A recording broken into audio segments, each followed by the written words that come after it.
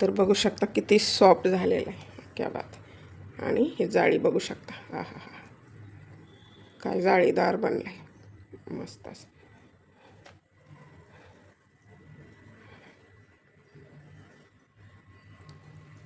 कापसासारखा मऊ लोणी स्पंज डोसा खूपच टेस्टी लागते, खूप। नमस्कार, अन्नपूर्णा रेखा मराठी या चॅनलमध्ये आपल्या सर्वांचं खूप खूप खूप मनापासून स्वागत आहे। आज आपल्या रेखाच्या किचनमध्ये बनवलेला आहे मस्त असा जाळीदार स्पंजी, आपण हॉटेलमध्ये खातो तसा स्पंजी डोसा, म्हणजे त्याला लोणी डोसा पण म्हणतात। तर साधी सोपी रेसिपी आहे आणि सर्वांना आवडेल अशी आहे। तर आपण बाहेर नेहमीच खात असतो, तर घरच्या घरी आपण कमी म्हणजे स्वस्तात बनवू शकतो आणि पौष्टिक असतं घरामधलं, त्यामुळे आपण घरच्या घरी व्यवस्थित पीठ वगैरे बनवू शकतो। आपण व्यवस्थित आपल्या हिशोबाने पीठ बनवू शकतो। बाहेर कसं बनवतात, फर्मेंट होण्यासाठी काय वापरतात आपल्याला माहिती नसतं।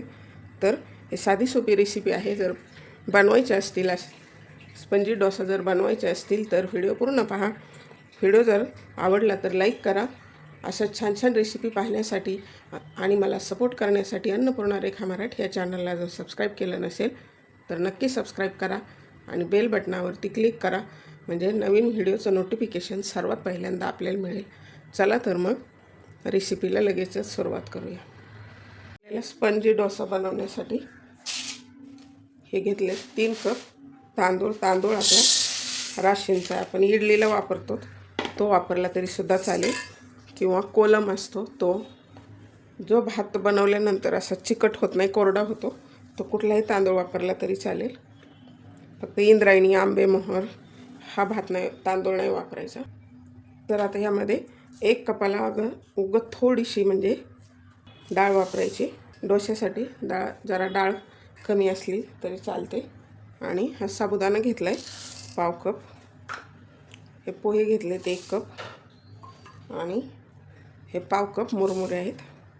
ऑप्शनल आहेत मुरमुरे किंवा पोहे, दोन्हीपैकी एक वापरले तरी सुद्धा चालेल, पण मुरमुऱ्याला एक छान टेस्ट असते, त्यामुळे छान लागतात। अगदी ऑप्शनल आहे, ते मी वापरत असते म्हणून टाकले। साबुदाण्यामुळे मऊ लुसलुशीत होतात आणि पोह्यामुळे छान जाळी पडते, मुरमुऱ्यामुळे सुद्धा।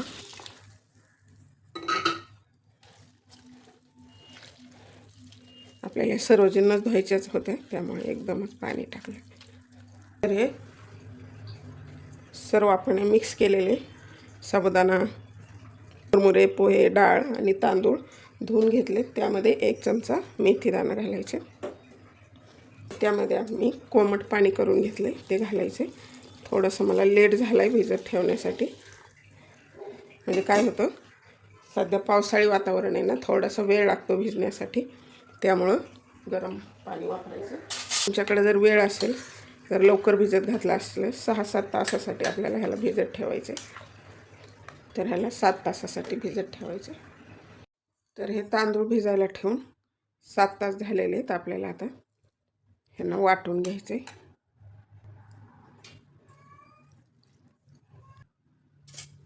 डोस्याला जसं बनवतो तितकं पातळ पीठ नाही बनायचं, थोडंसं इडली इतकं घट्टही नाही आणि डोस्याला बनवतो तितकं पातळही नाही।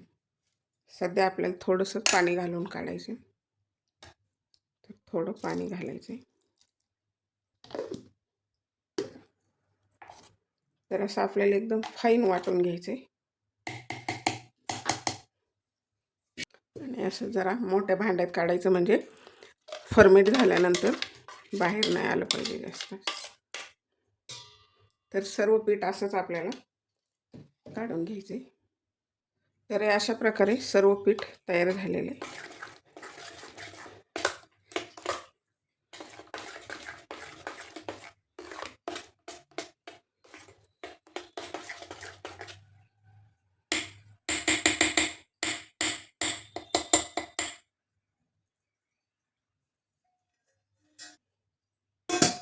तर याला असं पॅक झाकण ठेवायचं आहे आणि आपल्याला सकाळी, म्हणजे आता वाजलेत 12, तर 9 वाजता 8 ते 9 तास भिजू द्यायचं आपल्याला, म्हणजे ह्याला छान फर्मेंट होतं। मस्त फर्मेंट होण्यासाठी ठेवलेले, मस्त फर्मेंट होतं सकाळपर्यंत। तर बघू शकता कसं मस्त फर्मेट झालेलं आहे. हो, क्या बात, खूप छान झाले. डबल फुगलेलं आहे आपलं पीठ. क्या बात.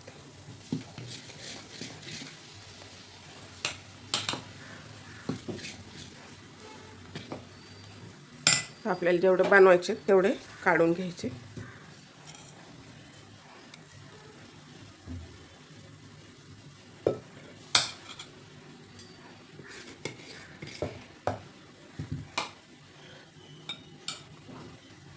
यामध्ये मीठ घालायचे.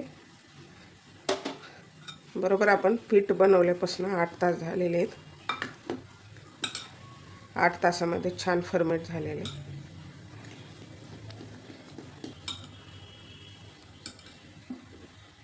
तर आपल्या लोणी स्पंज डोसा बरोबर चटणी बनवायची. आपली साऊथचे जशी चटणी बनवतात तशीच. हे नारळ घेतलं आहे, ओला नारळ, जिरं घेतलं 1 चमचा, हे डाळी घेतलेत 2-3 चमचे, कोथिंबीर, कढीपत्ता आणि ही हिरवी मिरची घेतली 5, लसणाच्या पाकळ्या 5. तुम्ही लसूण खात नसाल तर स्किप केला तरी चालेल.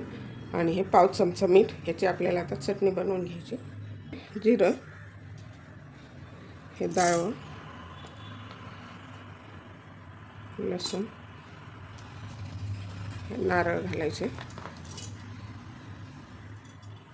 हिरवी मिरची, कोथिंबीर, थोडासा आल्याचा तुकडा, मीठ, कढीपत्ता.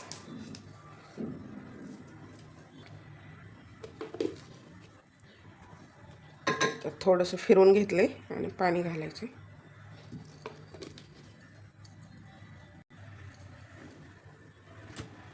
अशा प्रकारे आपली चटणी तयार. मस्त झाली, सुवास येतो छान असा. तर आता आपल्याला तडका द्यायचा. तेल टाकून घ्यायचं.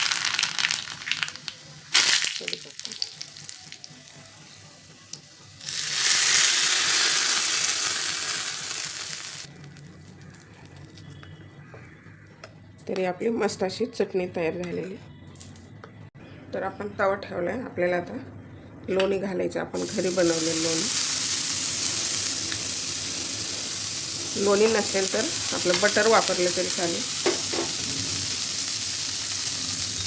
आणि आता तवा छान तापलेला हवा, म्हणजे काय होतं,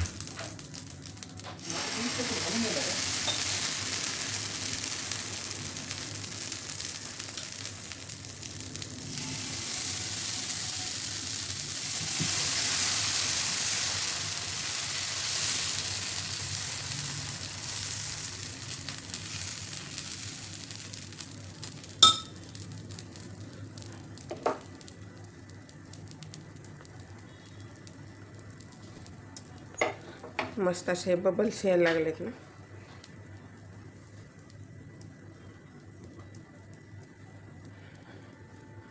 तर मस्त अशी जाळी पडायला लागलेली. तर आपलं पीठ तयार आहे. याची कन्सिस्टन्सी अशीच ठेवायची, जास्त पातळ नाही करायचे. आता आपल्याला याचा स्पंज डोसा बनवून घ्यायचा. तवा तापून घेतलाय, त्यावर लोणी घालायचे.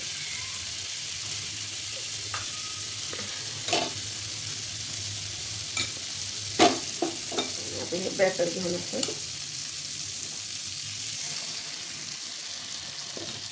आणि तवा छान तापलेला हवा.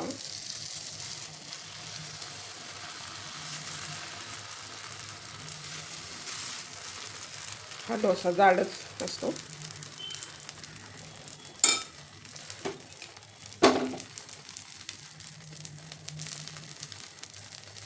तर बघू शकता कशी जाळी पडायली. मस्त जाळी पडायला लागलेली.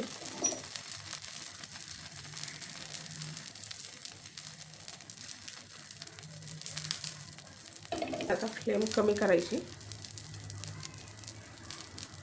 ह्याला पलटायचं नसतं. आपण 3 मिनिटासाठी झाकण ठेवायचे, म्हणजे वरची साईड पण छान अशी वाफेने भाजली गेली पाहिजे.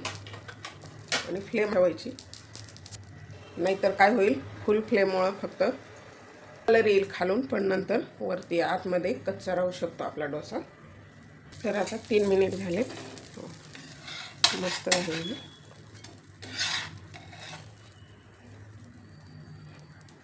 थोडासा हलका पलटीला तरीसुद्धा चालेल.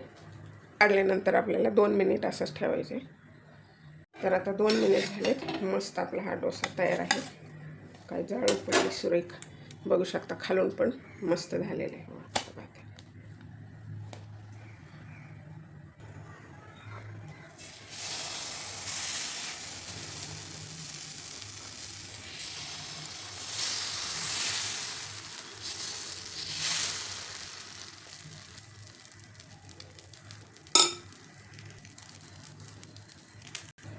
तर बघू शकता मस्त अशी जाळी पडलेली. आता आपल्याला ह्याला 3 मिनिट झाकून ठेवायचं आहे, म्हणजे वरची साईड पण छान भाजली पाहिजे, कच्ची नाही राहिलं पाहिजे. तसं असं आपण जर बाहेर खातो तर आता 2-3 मिनिट आणि ह्यावरती लोणी टाकायचे. खूप सारं लोणी असते.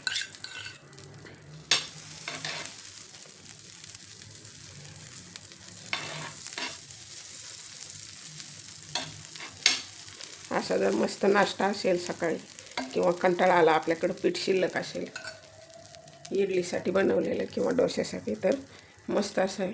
मुलंसुद्धा आवडीनं खातील ह्याला.